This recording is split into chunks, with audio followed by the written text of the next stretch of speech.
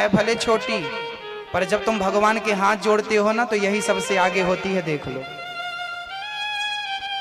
जोड़ो हाथ अपने। कौन हो गया सबसे आगे? ये हो गई सबसे छोटी है। जब भगवान के दरबार में जाती है ना तो पहले इसको ही भगवान का दर्शन होता है, भले छोटी है। ये चारों उंगली जो है ना, यही है, ये ब्राह्मण है, ये क्षत्रिय है, ये वैश्य है, ये शूद्र है। पर याद रखना, इनमें से एक को भी हम काट दें, एक को भी, चारों महत्वपूर्ण है। ब्राह्मण जितना महत्व रखता है, क्षत्रिय भी उतना महत्व रखता है, वैश्य भी उतना महत्व रखता है, और शूद्र भी उतना। कोई बड़ा नहीं है, कोई छोटा नहीं, सब भाई भाई हैं। प्यार से रहो, मिलजुल के रहो। हाँ मैया जी। और रही छुआछूत की बात, तो हमारे देश में छुआछूत पहले नहीं थी, बाद में आई। और छुआछूत का एक दूसरा कारण भी है। हमारी माताएं, कई माताएं हैं, अब मैं आपके घर की बात कर रहा हूं। आपके घर पे क्या होता है, आपके बच्चे और आप लोग बाथरूम जाते हैं, बिना हाथ धुले, बिना पांव धुले, बिना कुल्ला किए आप आ जाते हैं। आप दीर्घ संका जाते हैं, टॉयलेट जाते हैं, बिना नहाए घर में घूमते रहते। तुम्हारे हाथ का तो हम पानी नहीं पिएंगे, तुम भले ब्राह्मण हो। तुम्हारे हाथ का पानी पिएंगे तो हमारी बुद्धि भ्रष्ट हो जाएगी। हमारे शास्त्र कहते हैं, चाहे आप ब्राह्मण हो, चाहे क्षत्रिय हो, चाहे वैश्य हो, चाहे शूद्र हो, चारों के लिए नियम है कि तुम बाथरूम जाओ तो बाथरूम चाहे स्त्री जाए चाहे पुरुष जाए, जाने के बाद तुम्हें 3 कुल्ले करना है, पांव धुलना है, हाथ धुलना है, तब तुम बाहर आने के लायक हो। तुम चाहे ब्राह्मण हो, क्षत्रिय, चारों के लिए बोल रहा हूं। और टॉयलेट जाओ, दीर्घ संका जाओ, तो उसके बाद तुम जितनी बार जाओ तो नहा के वापस आओ, नहीं तो तुम्हारे मुंह देखने का धर्म नहीं है। तुम भले ब्राह्मण हो बने रहो, क्षत्रिय हो बने रहो, वैश्य हो बने शूद्र, तुम्हारे हाथ का पानी कोई पीएगा तो भ्रष्ट हो जाएगा और तुम खुद भ्रष्ट हो जाओगे। आप अपने घर में शुद्धि का ख्याल नहीं रखेंगे तो याद रखना, जैसी राखो शुद्धि वैसी बने बुद्धि। ये छुआछूत नहीं है, ये जात पात का छुआछूत नहीं है, ये तुम्हारी शुद्धि और अशुद्धि की बात है। भाई तुम शुद्ध रहो ना, शुद्ध रहो, अपने बच्चों को सिखाओ, जैसी राखो शुद्धि। ये मैं नहीं कह रहा, आपके बाप दादे भी कहते थे कि जैसी राखो शुद्धि वैसी बने, जैसा खाओ अन्न वैसा बने, बोलो, जैसा पियो पानी वैसी बोले।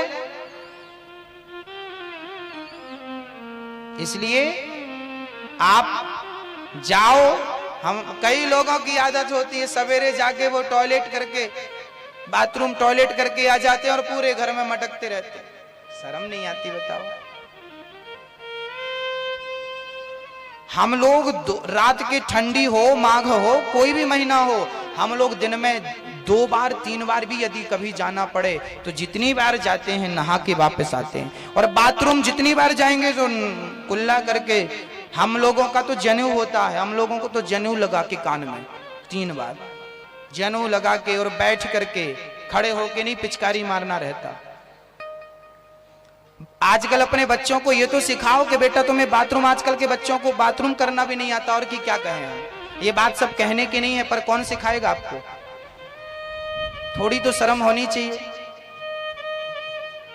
आजकल के बूढ़े बूढ़े लोग खड़े होके बाथरूम करते हैं, गलत बात है। जब तक छोटे थे तब तक तो तुम माँ की गोद में भी करते थे तो चलता था, पर बड़े हो गए हो।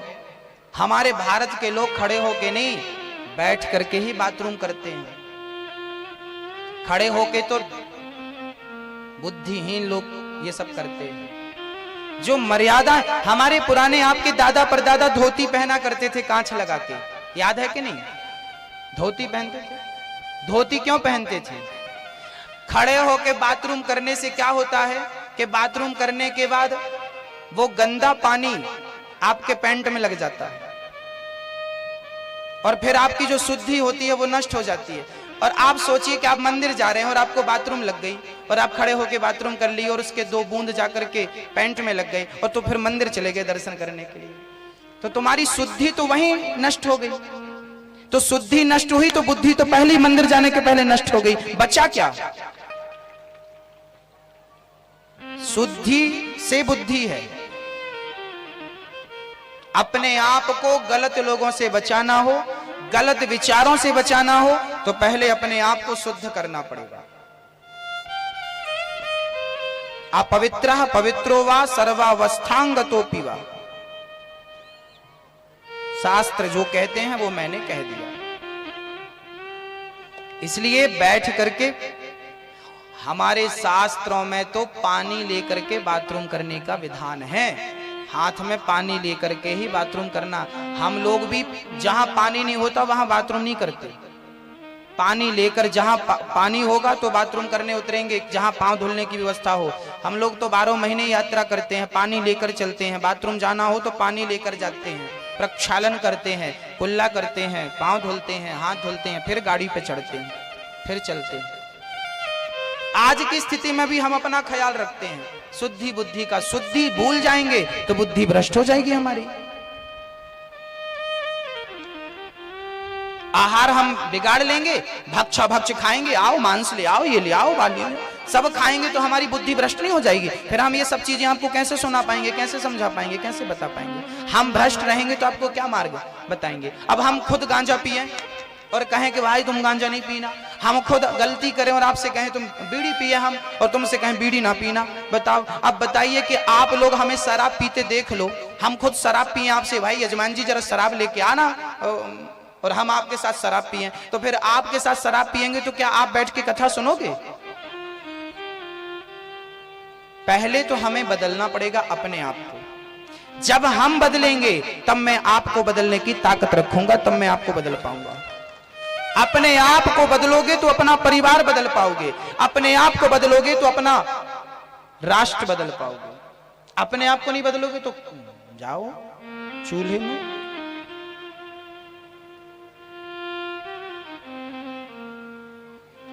तो शुद्धि का हमारी माताएं बिना नहाए रसोई में नहीं, हमारी माताएं सवेरे उठती हैं और सीधे रसोई में जाती हैं। रसोई से तुम्हारी बुद्धि बनती है, रसोई से अन्नपूर्णा वहीं रहती है। रसोई में बिना नहाए हमारे घर पे कभी आज तक हमारी मां बिना नहाए रसोई पे नहीं गई। आज तक बिना नहाए हम लोगों के यहां रसोई खुलती नहीं, जहां भोजन बनता वहां हम लोग जाते ही नहीं, हम बचपन से नहीं गए। और ये हमें किसी ने बताया नहीं कि बेटा तुम जाओ तो नहाओ, बचपन से ही आदत थी ये सब जाने के बाद तो नहाना है, शुद्ध होना है। किसी ने सिखाया नहीं ये सब चीजें, ये तो ब्लड में थी, रक्त में थी।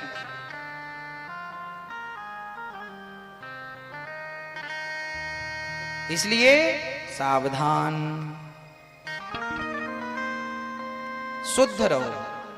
शुद्ध रहोगे तो भजन में मन। गुरुजी मन नहीं लग रहा, कैसे लगेगा तुम्हारा मन? पहले खान पान शुद्ध करो, शुद्धि रखो, मन पवित्र होगा, कीर्तन करो, अंतःकरण पवित्र होगा, अपने आप मन लग जाएगा। मन नहीं लगता ये कोई प्रश्न ही नहीं है। अपने आप को मन लगे, उस योग ढालो ना, बनाओ। बनाते हो नहीं, चिल्लाते हो, मन नहीं लग रहा, कैसे लगेगा भाई? बनाना पड़ता है। तो जितने लोग हैं अपनों का सम्मान किया करो, अपनों का सम्मान करना चाहिए, है ना? एक छोटा सा भजन सुनाता हूं जो आपकी जिंदगी की सच्चाई आपके सामने रखेगा। हो भक्तो,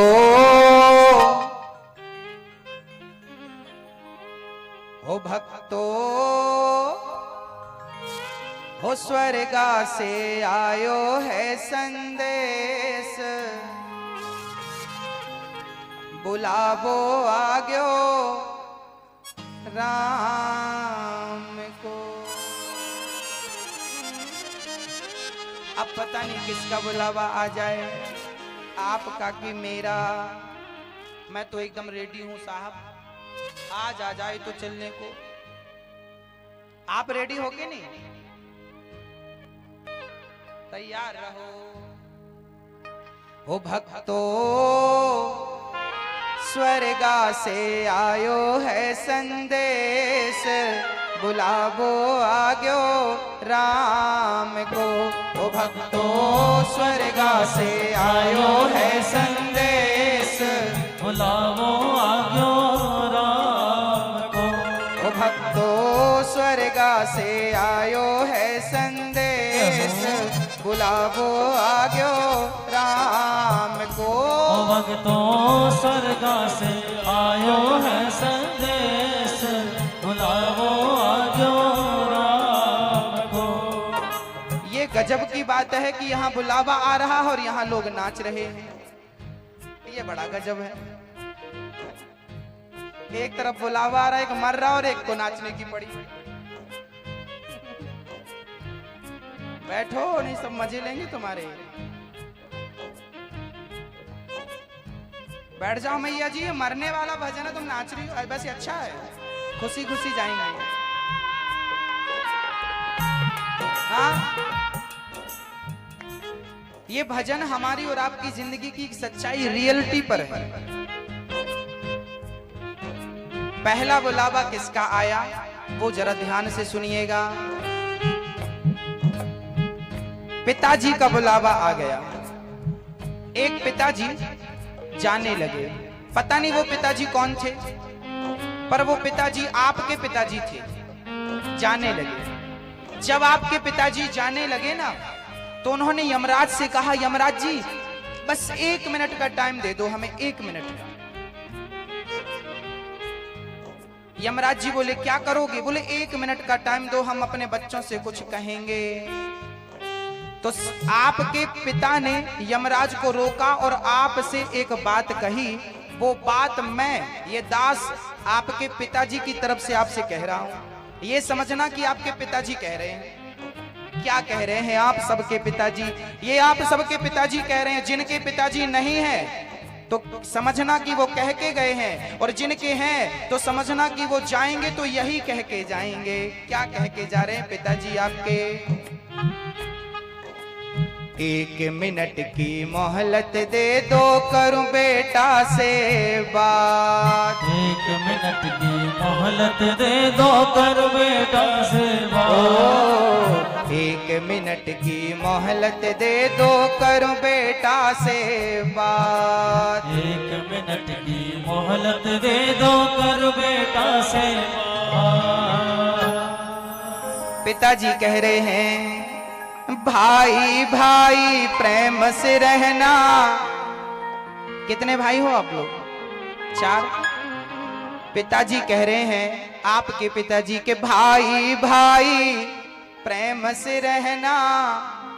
जाना है सबको उसके पास, बुलावो आग्यो राम को।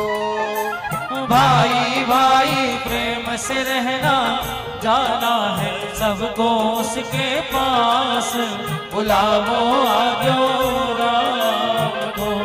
ओ बुलावो आग्यो राम को। ओ बुलावो आग्यो राम को। ओ भक्तो स्वर्गा से आयो है संदेश, बुलावो आग्यो राम को।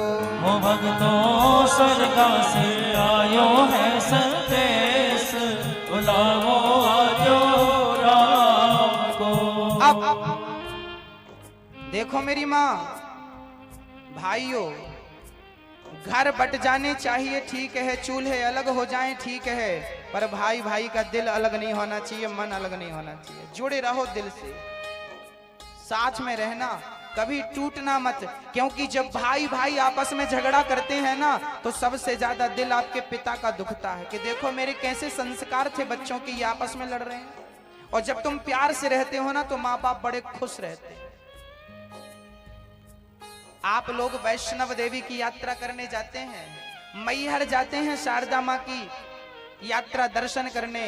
भक्तों, 14 किलोमीटर की चढ़ाई है वैष्णव देवी की। लोग चढ़ते हैं और माता रानी का दर्शन करते हैं।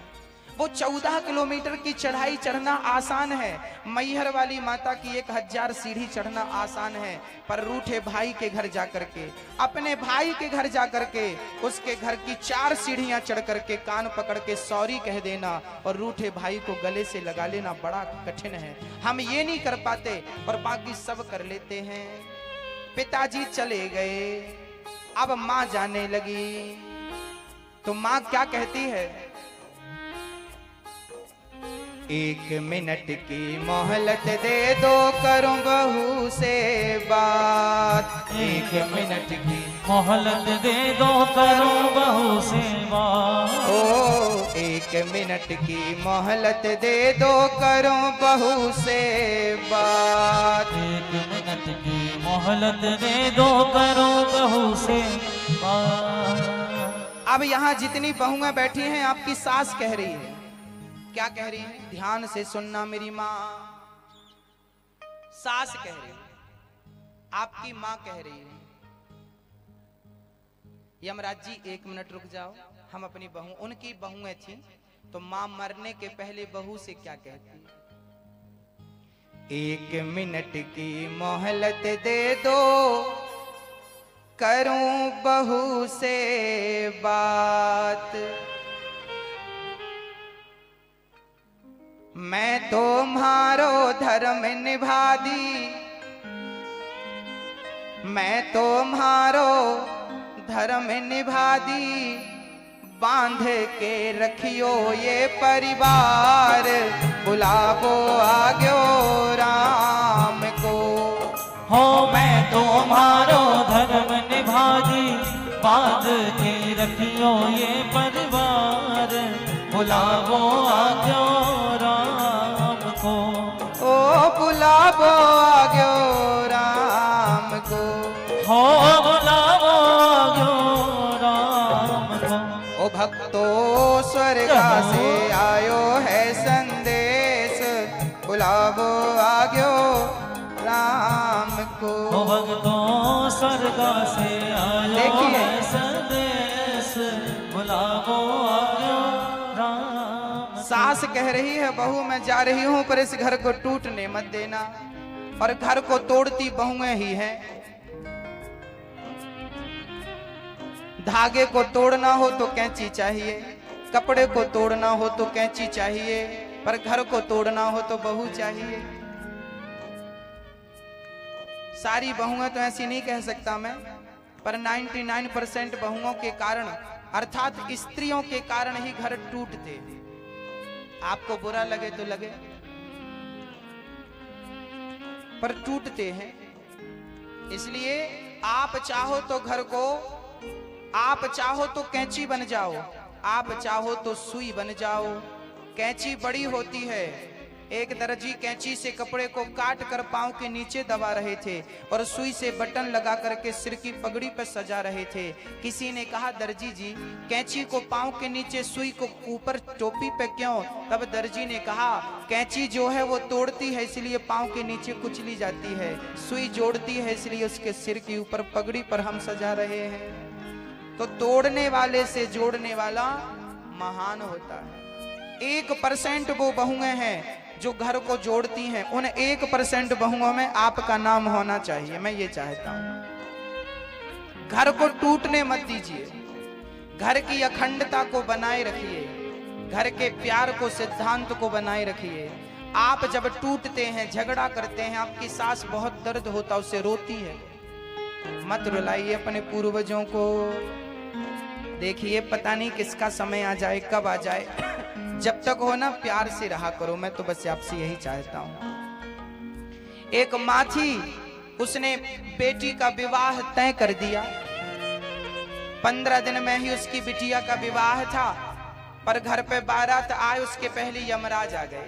चलो माँ, आपका टाइम पूरा हो गया। जब माँ मरने लगी तो उसने अपनी बेटी से कहा, बेटी तेरे विवाह करने की, कन्यादान करने की इच्छा तो थी, पर समय पहले ही मुझे पूरा कर रहा है। चल पड़ी वो माँ, पर मरते समय यमराज से कहती है, 1 मिनट का टाइम दो, मैं अपनी बिटिया से कुछ कहना चाहती हूँ। माँ कहती है, एक मिनट की मोहलत दे दो, करूं बेटी से बात। एक मिनट की मोहलत दे दो, कर बेटी से बात। ओ एक मिनट की मोहलत दे दो, करूं बेटी से बात। एक मिनट की मोहलत दे दो, कर बेटी से बात। बेटी मन की तमन्ना मन में रह गई, मन की तमन्ना मन में रह गई। बेटी मन की इच्छा थी तेरा ब्याह करूं, पर जा रही हूं। पर अब तू चिंता ना करना, तेरा छोटा भाई 10 साल का है ये, अब तेरे पिता तो रहे नहीं, तेरा भाई है, अब यही तेरा कन्यादान करेगा। मन की तमन्ना मन में रह गई, बेटा करेगो तेरो ब्याह, बुलावो आग्यो राम को। हो मन की तमन्ना मन में रह गई, बेटा करेगो तेरो प्यार, बुलावो आजो राम को। माँ चली गई,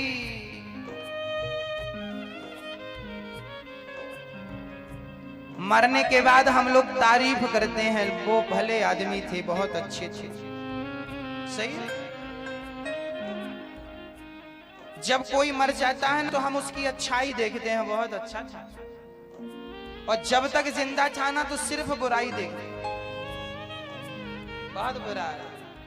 आप में से ही आपके अड़ोसी पड़ोसी आपको बुरा कहते हैं, जिस दिन मर जाओगी ना तो वही लोग कहेंगे अच्छी थी वो, फलाने की बहू, फलाना अच्छा था, बहुत अच्छा।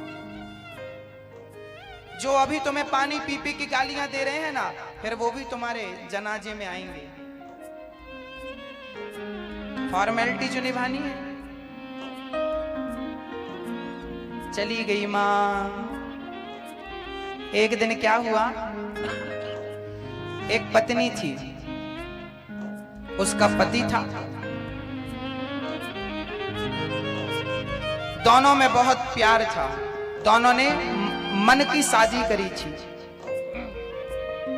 एक पत्नी थी,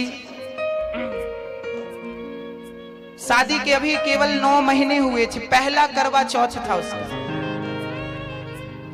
एक दिन उसकी पत्नी, जो पत्नी बहुत सुंदर थी और बहुत सुशील थी, आज वो मरने जा रही थी। तभी रास्ते में उसके फैमिली डॉक्टर मिल गए। फैमिली डॉक्टर ने कहा, अरे बेटी कहां जा रही है? वो अपने आप को संभाल ना पाई और रोने लगी। डॉक्टर बोले, क्या हुआ, क्यों रो रही है? बोले, मैं बहुत टूट चुकी हूं अंदर से, बहुत टूट चुकी हूं, अब मैं मरने जा रही हूं। क्या हुआ? बोले, मेरे पति शराब पीते हैं, गाली देते हैं, सहते सहते बहुत सह लिया, अब सहा नहीं जाता। पहले बहुत प्यार करते थे और अब गालियां देते हैं, दुत्कारते हैं, अब बर्दाश्त नहीं होता, मर जाएंगे, अब जीने से कोई फायदा नहीं। डॉक्टर बोला, एक काम कर, तू मेरे साथ चल, मैं तेरे पति को ठीक करता हूं। समझा करके पत्नी को लेके घर गए। एक दिन उसका पति डॉक्टर के पास गया, डॉक्टर साहब देखना जरा मेरे पेट में दर्द है। डॉक्टर साहब ने एक्सरे किया और ब्लड टेस्ट किया, तो डॉक्टर ने कहा, पागल, तुझे ब्लड कैंसर हो गया,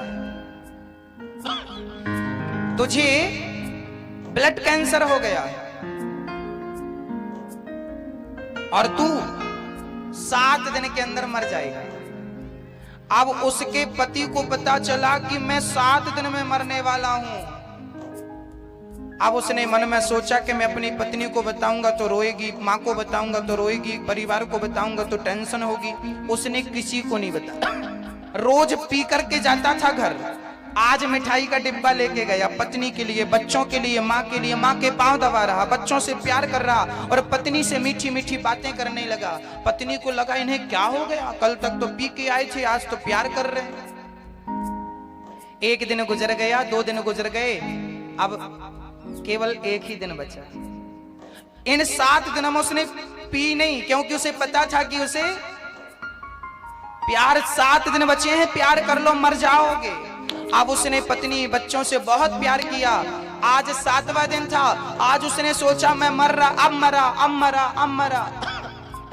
पत्नी के पास ही बैठा रहा, मां के पास ही बैठा रहा, अब मरा, अब मरा, मरा ही नहीं। 7वां दिन गुजर गया, 8वां दिन चल, उसको लगा आज मरूंगा। आज भी वो बड़ी प्यार की बातें करता रहा। रात को नींद नहीं आई, पत्नी को टुकुर टुकुर देखता रहा कि ये बहुत सेवा करती थी मेरी, मैं कितना शराब पी के इसे थप्पड़ मारा, कितना अत्याचार किया, और ये बेचारी फिर भी सब कुछ सह लेती थी, फिर भी ये मेरी सेवा कर रही है, मुझे खिला रही है, मुझे सेवा कर रही है, कितनी अच्छी हो, मैं कितना अत्याचार करता था इस पर बताओ। 8वां दिन भी गुजर गया, 9वां दिन चल, दौड़ करके डॉक्टर के पास गया। डॉक्टर साहब 7 दिन हो गए मैं मरा नहीं। डॉक्टर बोला बेटा कैंसर तो है, ब्लड कैंसर, पर तुझे नहीं है, तेरी पत्नी को है।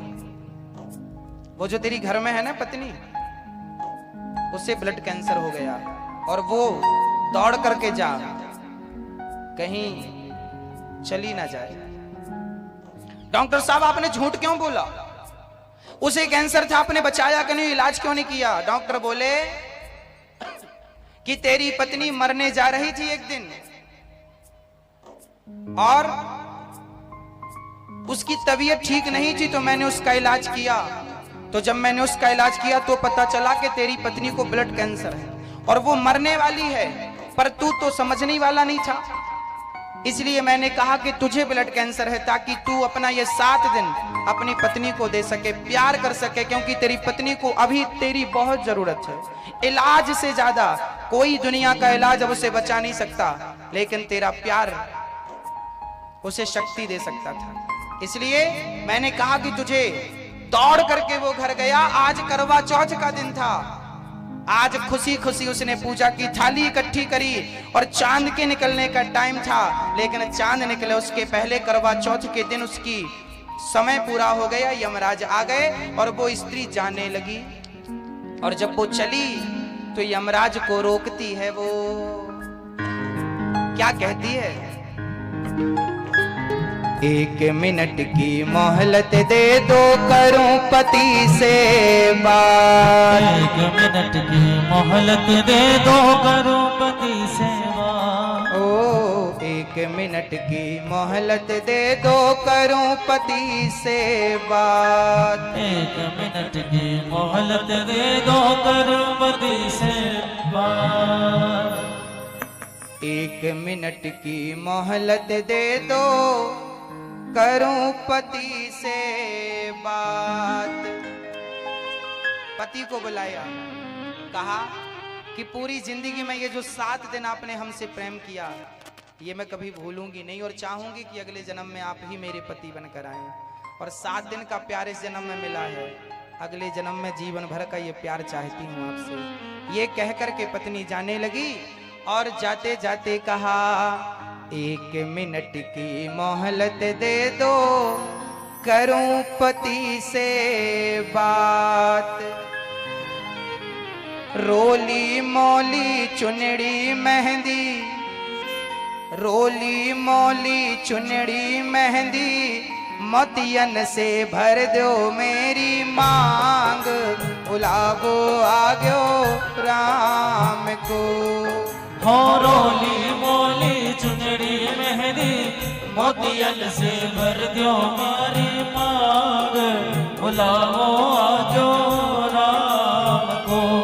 पता नहीं कौन सा पल अंतिम पल हो जाए, कल हो ना हो, किसके जीवन में कोई नहीं जानता। इसलिए जब तक हो प्यार कर लो, प्रेम से रह लो, भूल जाओ कि हमारी आपके बीच में कभी लड़ाई हुई थी, कभी झगड़ा हुआ था, कोई बात नहीं, सब भूल जाओ, प्यार से रहो। घर परिवार में जब परस्पर प्रेम होता है ना, तो ही भगवान में भी मन लगता है, और घर में जब झगड़े वगड़े होते हैं तो फिर पूजा पाठ में भी मन नहीं लगता। तो भगवान की भक्ति करना हो तो पहले तो अपने संबंधों को मधुर बनाना पड़ेगा, है ना। तो ध्यान रहे कहीं पत्नी चली ना जाए, कहीं पति चला ना जाए, कब कौन चला जाए। समय है प्यार के लिए है। जो समय झगड़े में गुजार रहे हो वो प्यार में गुजारो, प्रेम में, क्योंकि जो समय आज गुजर गया वो आपकी जिंदगी में कभी लौट कर नहीं आएगा। आज 20 तारीख है ना, 20 मार्च 2019 कभी दोबारा आएगी? तो आज का समय झगड़े में नहीं, प्यार में जाना चाहिए। एक मिनट की मोहलत दे दो, करूँ माँ बाप से बात। एक मिनट की मोहलत दे दो, करूँ माँ बाप से बात। ओ एक मिनट की मोहलत दे दो, करूँ माँ बाप से बात। एक मिनट की मोहलत दे दो, करूँ माँ बाप से बात। एक बेटा बहुत शराब पीता था, पी करके उसकी किडनियां फेल हो गई, मरने लगा। यमराज आए, चल। अब उसे समझ में आया कि राम राम, मैंने अपना समय कितना व्यर्थ में गवा दिया। 1 मिनट का टाइम मांगा, 1 मिनट की मोहलत दे दो, करूँ माँ बाप से बात।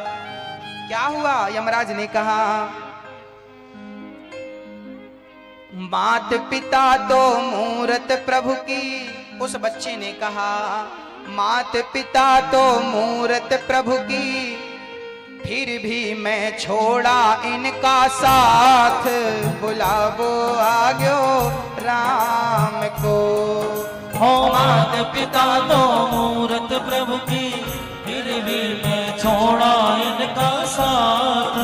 बुलावो आग्यो राम को। ओ बुलावो आग्यो राम को। हो बुलावो आग्यो राम को। क्या बताऊं मेरी माँ, कल हो ना हो ये याद रखना। 1 मिनट की मोहलत दे दो, करूं कन्हैया से बात। 1 मिनट की यमराज जी 1 मिनट और बस, कन्हैया लास्ट, इसके बाद कुछ नहीं। यमराज जी 1 मिनट। कन्हैया जी सुन रहे हो, मैं आपसे कह रहा हूं गोविंद। अब आओ हम भगवान से कहते हैं, कौन कौन कहेगा? तो कहो कन्हैया, जीवन मेरा बीत गया अब। कहो, जीवन मेरा बीत गया अब, कर दो भवसागर से पार। बुलावो आग्यो राम को। हो जीवन मेरा बीत गया अब, कर दो भवसागर से पार। बुलावो आग्यो राम को। ओ बुलावो आग्यो राम को। हो बुलावो आग्यो राम को। ओ भक्तो स्वर्गा से आयो है संदेश, बुलावो आग्यो राम को। हो भक्तो स्वर्गा से आयो है संदेश, बुलावो आग्यो राम को। ओ भक्तो स्वर्गा से आयो है संदेश, बुलावो आग्यो राम को। अब पता नहीं कि ये भजन कब किस पर सत्य हो जाए, होगा जरूर। हाँ, कब किस पर सत्य हो जाए, इसलिए प्यार से रहना, प्यार करना, झगड़ा ना हो, कलह ना हो, क्लेश ना हो। क्या हो मेरी माँ? प्रेम हो, आपसी तालमेल हो। जब तक समय है तब तक आप दान करने के योग्य हो, पुण्य करने के योग्य हो, कथा सुनने के लायक हो, कीर्तन करने के लायक हो। जब तक हो मेरी माँ, कर लो। और मैया जी, मैं रोज कह रहा हूं आपसे कि वृंदावन में वृद्धों के लिए हम आपसे 2 रोटी मांग रहे हैं, तो आप 2 रोटी कम से कम इन वृद्धों के लिए तो देकर जाओ। आपसे कोई अच्छा काम तो हो जाए पूरी जिंदगी में। जो सदस्य बनना चाहते हैं वृंदावन में, वो सदस्य बन सकते हैं। आप एक बार में नहीं दे सकते, कोई बात नहीं, आप महीने के 1100 करके आप 20 महीने में पूरा 21,000 दे करके सदस्य बन सकते हैं, धीरे धीरे दे करके। जो वृंदावन में वृद्धाश्रम बन रहा है, जहां हम वृद्धों की रहने की खाने की व्यवस्थाएं कर रहे हैं, वहां पर आप सदस्य बन सकते हैं, उस कार्य से जुड़ सकते हैं। जिनको भी सदस्य बनना है आप बन सकते हैं। इकट्ठा नहीं दे सकते, महीने के 1100 तो आपके लिए बहुत बड़ी राशि नहीं है। अच्छा मैया जी एक बात बताओ, आपके घर से रोज गाय की रोटी निकलती है कि नहीं? किस किस के घर निकलती है? गाय को खिलाते हो? हाँ। आपके घर से कुत्ते की रोटी निकलती है कि नहीं? किस किस के घर से निकलती है? कुत्ते को लास्ट की रोटी खिलाया करो, फर्स्ट रोटी गाय को खिलाया करो। और मैया जी एक बात बताऊं, आप लोग ना एक रोटी अब हमारी वृद्ध माओ के लिए निकाला करो। एक रोटी कितने की होती है मार्केट में, जरा बताओ? एक रोटी 5 रुपए की आती है, ऐसा भैया जी हमारे यजमान जी कह रहे हैं, हमें तो पता नहीं। एक रोटी कितने की होती है मेरी माँ? 5 रुपए। मैं नहीं कहता कि 5 रुपए, मैं तुमसे 3 रुपए कह रहा हूं। एक रोटी यदि 3 रुपए की होती है तो 30 दिन आपके घर से यदि एक एक रोटी निकलेगी तो 30 दिन का कितना हुआ? 90 रुपए हुआ। 100 रुपए मान लो, तो 100 रुपए आपके घर से रोज निकलने चाहिए। और ये 100 रुपए वृद्धों के लिए 12 महीने आपकी अंतिम सांस तक निकलने चाहिए। यदि कुत्ते के लिए हम रोटी निकालते हैं, एक गाय के लिए निकालते हैं, तो मेरी मां के लिए एक रोटी क्यों नहीं? यह समझना कि आपकी रोटी सही जगह पे पहुंचेगी। और कम से कम 100 रुपए महीने के उठाओ और 100 रुपए महीने का बिल्कुल अलग रखो वृद्धों के नाम से। और जब भी कहीं आपको हम मिलें, कहीं भी आपसे मिलना हो, आप ये सेवा पहुंचा सकते हैं। आप सदस्य बने हैं, इसके बाद भी आपको 100 रुपए महीना निकाल करके वृद्धों की सेवा में लगाना। बताइए ये सेवा बहुत बड़ी है क्या? बड़ी लग रही है आपको? इतना कर सकते हैं कि नहीं? जिन भक्तों को वृंदावन में देखो देखो मेरी मां, भगवान को भी पहले देना पड़ता है। सुदामा ने पहले 2 मुट्ठी चावल दिए तब दरिद्रता मिटी के नहीं? ये चावल सुदामा पहले दे दिए होते तो पहले दरिद्रता मिट जाती। पहले तुम्हें ही देना पड़ेगा भक्तों, तब भगवान बाद में देगा। सुदामा 2 मुट्ठी दिए तो 2 लोगों की संपत्ति परमात्मा ने दी। पहले इन वृद्धों के लिए आप तो दीजिए। दान से ही दुर्गति, कहते हैं दान करने से दरिद्रता का नाश होता है, गरीबी दूर हो जाती है उसकी जो दान करता है। ईश्वर आपके साथ होते हैं। और मैं अपने लिए मांग रहा हूं, मैं अपने लिए नहीं मांग रहा हूं मेरी मां, मैं आपसे, आप जैसी मां से, उस बूढ़ी मां के लिए ही तो मांग रहा हूं। और मांग कितना रहा हूं? 2 रोटी मांग रहा हूं आपसे। आपकी थोड़ी सी सेवा किसी मां की रोटी बनेगी। आज मैं आपसे कुछ मांगने नहीं आया, रोटी मांगने आया हूं। थोड़ी सी सेवा, थोड़ा सा सहयोग, आपका 1 रुपए भी मेरे लिए बहुत बड़ी सेवा होगी। ये मत सोचिए कि आप बड़ी राशि नहीं दे पा रहे हैं, कोई बात नहीं, छोटी दे पाए। जिन भक्तों को सदस्य बनना है, आप जो सदस्य बनेंगे उनके नाम वहां पर अंकित किए जाएंगे। और आप और आपके बच्चे कभी भी आएंगे तो देखेंगे उस सेवा को और कहेंगे, गर्व करेंगे कि हाँ हमारे माँ बाप ने अच्छी जगह पे अपने धन को खर्च किया है। आपसे कम से कम एक बूढ़ी माँ को 2 रोटी तो मिल जाए। आपके 21,000 जो आप आजीवन सदस्य बनेंगे, 21,000 देकर, वो 21,000 बैंक में जमा करके उसी के ब्याज से मेरी माओ की, मेरी वृद्ध माओ की रोटी चलती रहेगी, 2 रोटी चलती रहेगी। जिनको भी हमारे सदस्य बनना है, 5 वर्ष के बनो, 10 वर्ष के बनो, आजीवन बनो, जिनको भी बनना है आप बन सकते हैं। जिनको भी बनना है अपना नाम लिखा सकते हैं। आप खड़े होकर के आप कह सकते हैं अपनी ही जगह पे कि हाँ हम आपके साथ हैं, हम सदस्य बनना चाहते हैं। हमारी तरफ से इतना, जिनको लिखाना है लिखा लो, जिनको लिखाना है इस अच्छे कार्य से जुड़ना है, जुड़ जाइए। जीवन में कभी कभी ही मौके मिलते हैं सत्कर्म करने के, इकट्ठा नहीं कर सकते, धीरे धीरे करो। महीने के 1100 रुपए आप 20 महीने तक देंगे तो 21,000 हो जाएगा। 21,000 देकर आप सदस्य बन जाएंगे। कह रही हैं मैया जी? हाँ, क्या कह रही हैं? सदस्य बनेंगे मैया जी। जोरदार ताली बजाइए हमारी मैया जी के लिए। क्या नाम है आपका? माइक दे दो भैया। क्या नाम है?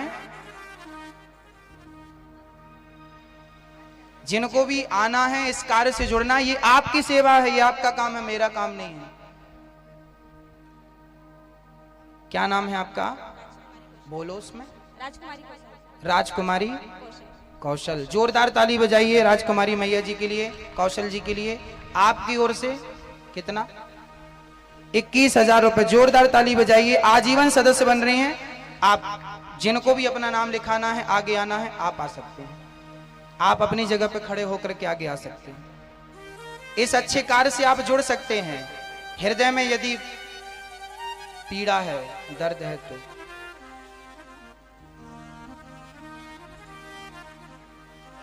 जिनको भी आना है, नाम लिखाना है, लिखा सकते हैं। आपकी थोड़ी सी राशि, थोड़ा सा सहयोग भी बड़ा सहयोग है।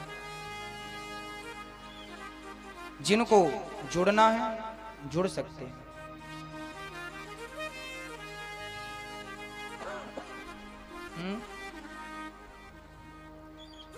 आप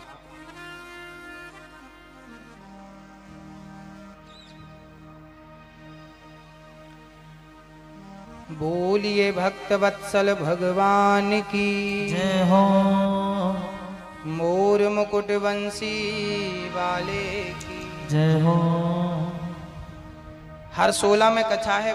25 मार्च से हमारे इंदौर से भैया श्री राम नरेश तिवारी जी आए हैं। अभी आपने पीतावली में कथा का आयोजन कराया था। सुंदर तालियों कहेंगे कि हमसे जो बन पड़ेगा हम सेवा करेंगे। कौन कौन मेरे साथ है इस कार्य में? हाथ उठाइए। ईश्वर ने आपको ज्यादा देने के लायक नहीं बनाया होगा, 1100 देने के लायक बनाया होगा, 500 देने के लायक बनाया होगा, महीने के 100 रुपए देने के लायक बनाया होगा। जिस योग्य बनाया है मालिक ने, उस प्रकार की सेवा करनी है आपको, जिम्मेदारी से करनी है। और 16 मई से वृंदावन में कथा है। 22 मई तक उस कथा में आपको आना है। 7 दिन वहीं रहने की, खाने की व्यवस्थाएं हैं। ज्यादा खर्चा नहीं है। 7 दिन वहां रहने का और खाने का।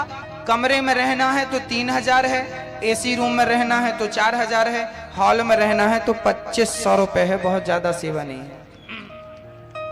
वृंदावन में 7 दिन आपके रहने खाने की व्यवस्था है। कितने रुपए में? 2500 रुपए में, 3000 में और 4000 में। सबके लिए भोजन प्राप्त होगा एक जैसा। रहने के लिए एसी रूम चाहिए तो एसी रूम मिलेंगे, नॉन एसी चाहिए नॉन एसी मिलेगा। जो आपको व्यवस्थाएं चाहिए वो आपको उपलब्ध होंगी वहां पर वृंदावन में। कितने मई से है? 16 मई से। बेटा राधे राधे, राधे राधे। जिनको भी सदस्य बनना है आजीवन सदस्य बने। और याद रखना कि आपने अपने पूर्वजों के लिए भले पिंडदान ना किया हो, भले भागवत ना सुनवाई हो, पर ये रोटी की व्यवस्था करोगे तो ये इन माओ के द्वारा आपके माँ बाप तक ही पहुंचेगी। याद रखना, आप अपने पूर्वजों को ये 2 रोटी दे करके जाएंगे। अपने पूर्वजों को मेरी माँ के द्वारा आपके पूर्वजों तक पहुंचेगा। अपने पूर्वजों के लिए कुछ शुभ काम आपसे हो जाएं, ये शुभ काम करके आप जाएं।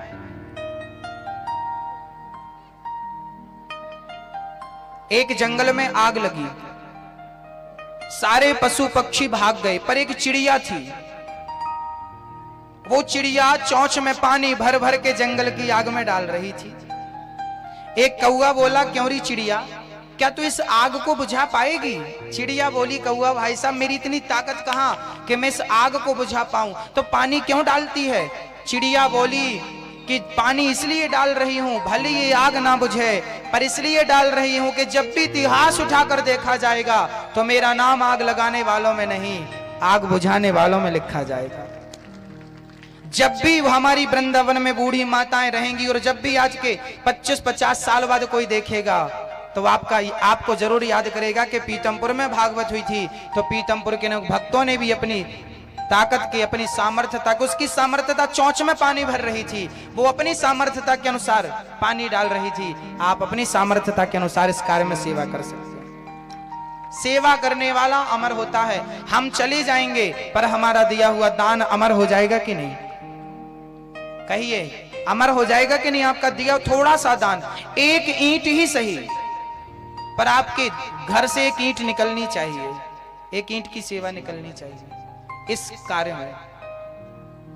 इसलिए आपको जुड़ना चाहिए, जोड़ना, और ये काम आपका सबको कहने का है। सबको कहिए, अधिक से अधिक लोगों को कहिए।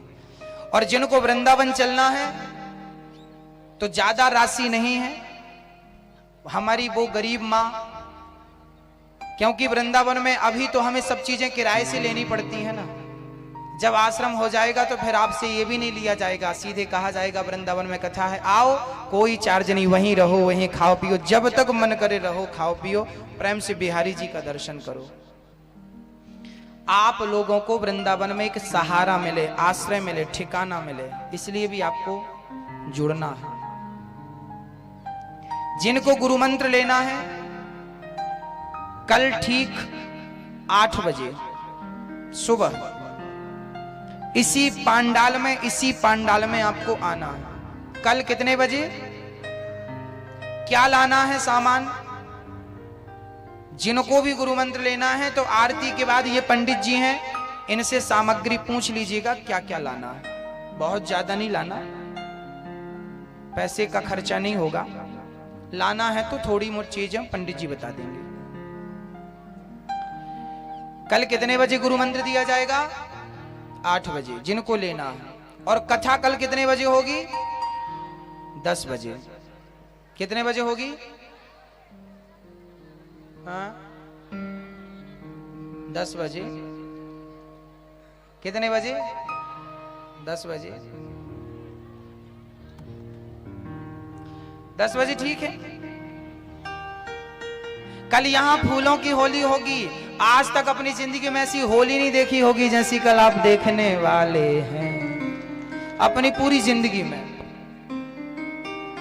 कल होली देखेंगे ना? कौन कौन देखेगा? समय से आइएगा, कथा कल बहुत जल्दी शुरू होगी और बहुत जल्दी पूरी हो जाएगी। पता नहीं आपको समय से आते हो तो मिलेगी, नहीं आते तो क्या मिलेगी। आइएगा जरूर। भगवान गोपियों के साथ कोई भी जानकारी लेनी हो, अभी हम हरसोला में हैं। हरसोला आपके यहाँ से पास में, आएंगे हरसोला कथा सुनने? मैया जी कौन कौन आएगा? आप लोग एक आध दिन तो आना, रोज रोज भले नहीं आना। हमारे यजमान जी भी आएंगे, पीतमपुर के मैया लोग भी आना, जरूर आना। और 27 अप्रैल से इंदौर में MR10 में कथा है, आप जरूर आइएगा। आना है मैया जी, आओ। फिर उसके बाद अभी ये कथा हो जाएगी, फिर इसके बाद हरसोला में है, फिर उसके बाद हम दिल्ली चले जाएंगे। 2 अप्रैल से दिल्ली में कथा है, 8 अप्रैल तक दिल्ली। उसके बाद भी फिर दिल्ली में ही सत्संग है, 2-2 दिन की। जो भागवत नहीं करा सकते 7 दिन की, वो सत्संग करा सकते हैं आप 2 दिन का, 1 दिन का। इसी बहाने ईश्वर से जुड़े हैं बस। रास की ओर चलते हैं हम। भगवान गोपियों के संग रास रचाने लगे। गोपियों की बात अच्छी लगी, भगवान गोपियों के संग झूमने लगे, रास रचाने लगे। तभी गोपियों को अहंकार आ गया। गोपियों को अहंकार आ गया, हम बड़ी सुंदर हैं। और जब अहंकार आया, भगवान गोपियों के बीच से अंतर्धान हो गए, चल पड़े,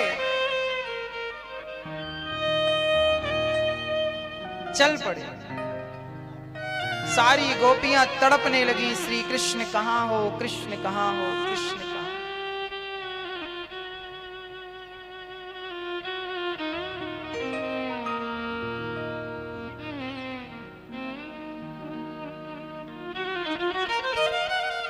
कृष्ण।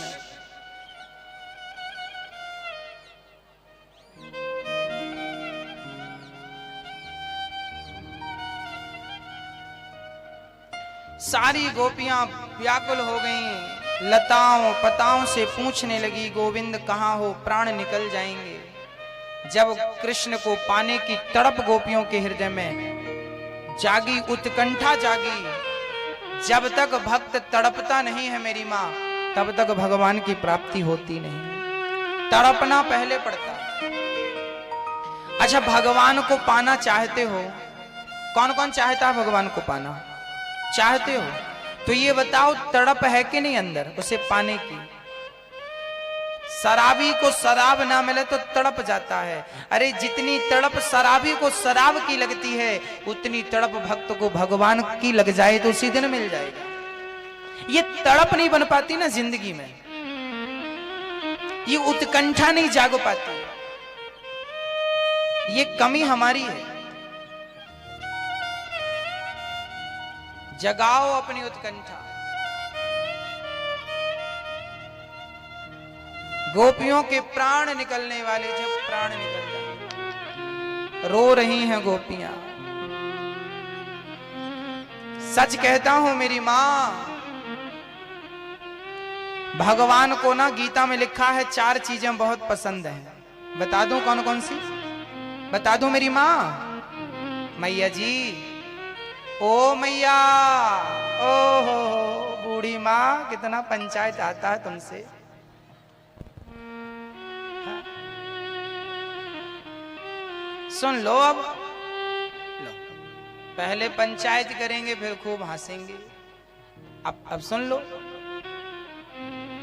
मैया जी, ओ पीछे वाली मैया, सुन रही हो?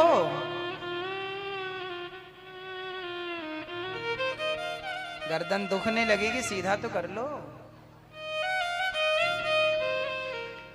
एक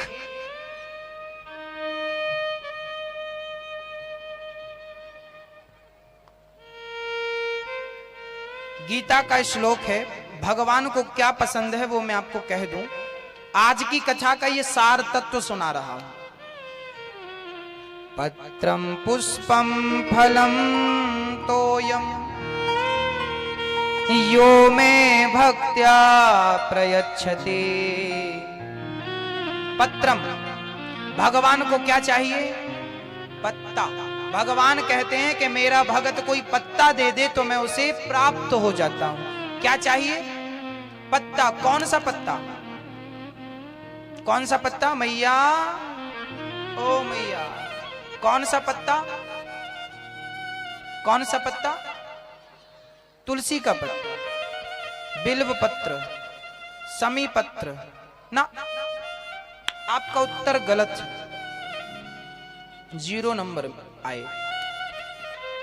पत्रम का अर्थ है कि भगवान को तुलसी का पत्ता नहीं, बिल्व पत्र नहीं, शमी पत्र नहीं, बल्कि अपने आप को पत्ते की तरह अथवा तिनके की तरह, कल बोला था ना, तिनका बनाकर अपने आप को भगवान के चरणों में चढ़ा दो। यही पत्रम चढ़ाना।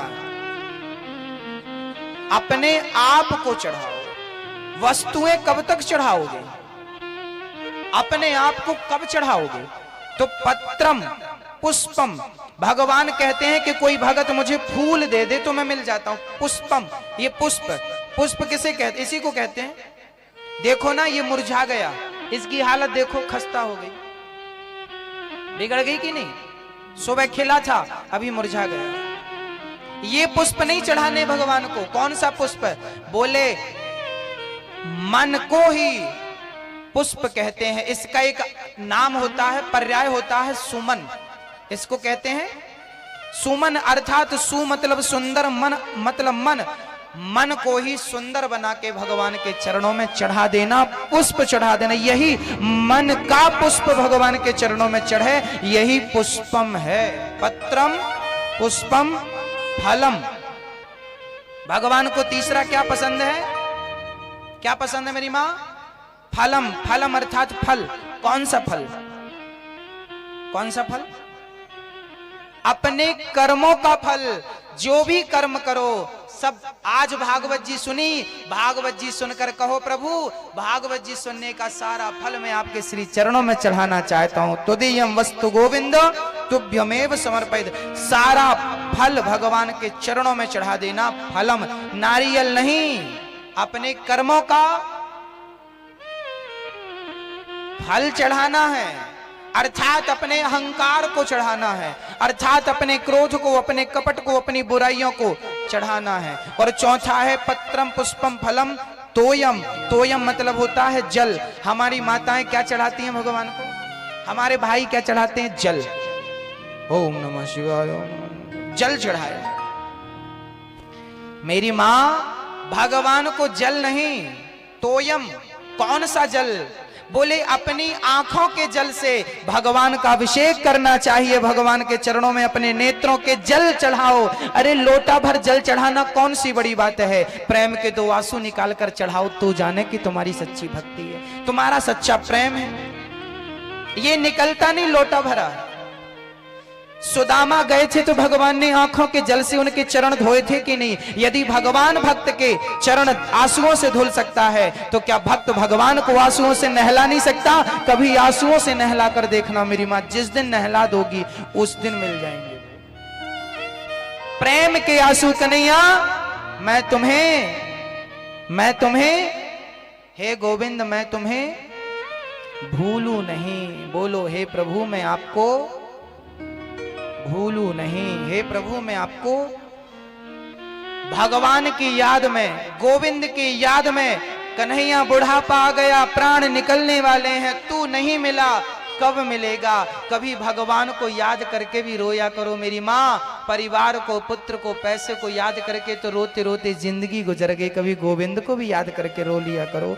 जब उसे याद करके तुम तो आंसू बहाओगी ना, वो आंसू भगवान तक पहुंच जाएगा। यही बोलो कौन सी चार चीज मैंने बताई आपको, बोलो जल्दी से। पहला क्या था, क्या था, पत्ता, पत्रम। दूसरा क्या था, दूसरा पुष्पम। तो पत्ता कौन सा चढ़ाना है, जोर से बोलो, अपने आप को क्या बनाकर, पत्ता, पत्ता अर्थात तिनका, पत्ता अर्थात तिनका, अपने आप को तिनका बनाकर भगवान के चरणों में, प्रभु मैं तेरा तिनका हूं, तेरे चरणों का तिनका हूं, अपने आप को पत्ता बनाओ। दूसरा पत्रम पुष्प, कौन सा पुष्प, कौन सा पुष्प बोला हमने चढ़ाने का, कौन सा मेरी मां बोलो। ओ मैया कर्मों का थोड़ी बोला, सुनी नहीं मैया जी, पता नहीं कहां थी। दूसरा क्या, कौन सा फूल, हाँ? मन रूपी पुष्प भगवान के चरणों में चढ़े। तीसरा क्या था, फलम, कौन सा फल, कर्मों का, अच्छे कर्म करो और भगवान को दे दो, प्रभु मेरा पुण्य भी मुझे नहीं चाहिए, सब तू रख। और चौथा तोयम मीन्स जल, मीन्स आंसू। पहला क्या, जोर से सब बोलेंगे तो हमें लगे सबको समझ में आया, पीछे की मां बोलेगी। पहला क्या, पत्ता। दूसरा क्या, पुष्प। तीसरा क्या, फल। चौथा क्या, जल।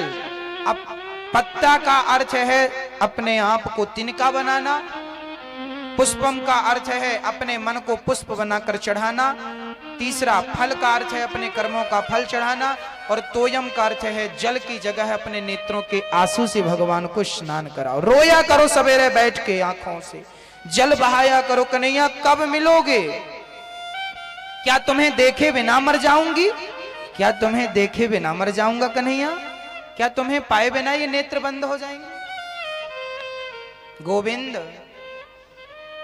कहा करो कन्हैया तुम्हें एक नजर देखना, जिधर तुम छिपे हो उधर देखना है। कन्हैया तुम्हें एक नजर देखना। किस किस को देखना है? तो देखने के लिए क्या करना पड़ेगा?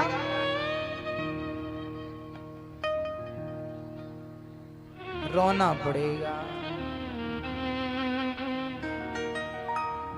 रो रो के तुमको मोहन हम भी बुलाएंगे। रो रो के मोहन तुमको हम भी बुलाएंगे।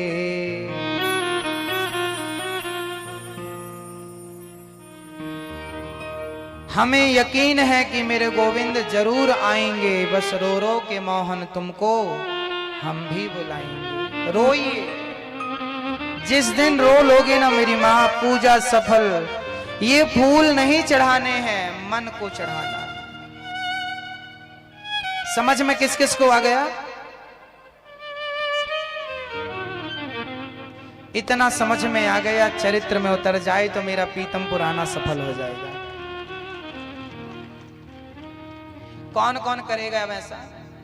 वैसे आप लोग ना भगवान से प्यार तो करती हो मेरी माँ, ऐसा नहीं है कि आपको नहीं है, पर प्रेम तो है मेरी माँ, लेकिन ना वो कम है।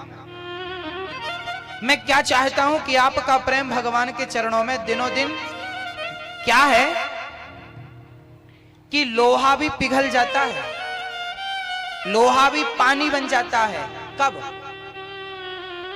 जब तापमान अधिक हो। उसका भी एक ताप मेंटेन करना पड़ता, कितने ताप में ये लोहा पानी बनेगा। सही है कि नहीं? अरे ज्वालामुखी फटती है तो पत्थर भी पानी बन के बहता देखा होगा कभी आपने? तो पत्थर भी पानी बन सकता है, बस वो तापमान मेंटेन होना चाहिए। हाँ मेरी माँ, जिस दिन तुम्हारा प्रेम मेंटेन हो गया ना, प्रेम कितना होना चाहिए, जितना हो गया उस दिन भगवान मिल जाएंगे। हमें पास होने के लिए 33 नंबर चाहिए 3300 में। 100 में से कितना? 33। और 20 नंबर आएंगे तो कैसे पास हो जाओगे? तो आपके प्रेम में 20 नंबर तो मिल गए, बस थोड़ी देर और है, 33 नंबर तो कम से कम ले आओ। इतना प्यार करो मेरे गोविंद से कि कम 33 नंबर मिल जाए। मेरिट में आ जाओ, 80 नंबर ले आओ, 90 ले आओ, 99 ले आओ, तो क्या बात है। मीराबाई गोपियां प्रेम में कितने नंबर लेकर आई?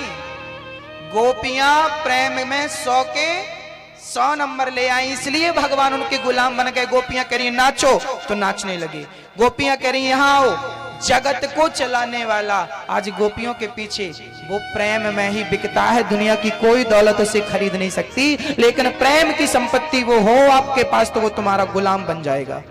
क्या बने नहीं? मुक्ताबाई की कथा मैंने आपको कई बार सुनाई है। महाराष्ट्र की एक बेटी का नाम था मुक्ताबाई, पंढरपुर में रहती थी, विट्ठल की नगरी में।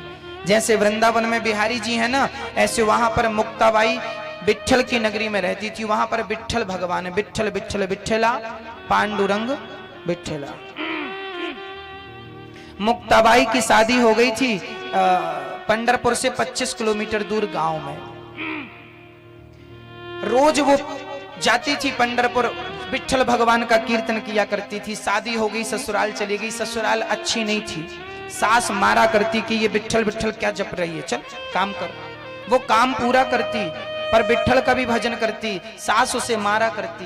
क्या किया जानते हो?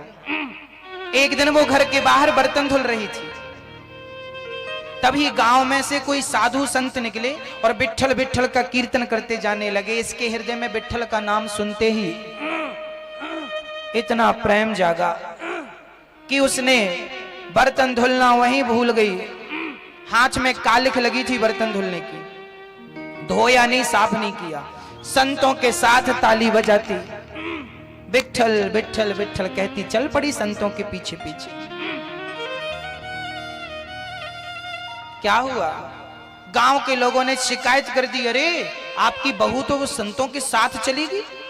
ससुर जी घोड़े पे चढ़ के गए और जाकर के अपनी बहू के बाल पकड़ के घसीट करके गांव के सामने से घसीट करके लाए और घर के अंदर खंबे में कस करके बांध दिया रस्सी से।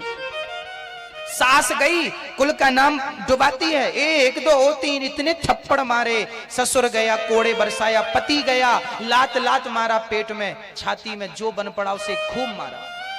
देवर गया भाभी को 2-4 जड़के आ गया थप्पड़, कमरे में बंद कर दिया, ना पानी मिलेगा ना खाना मिलेगा।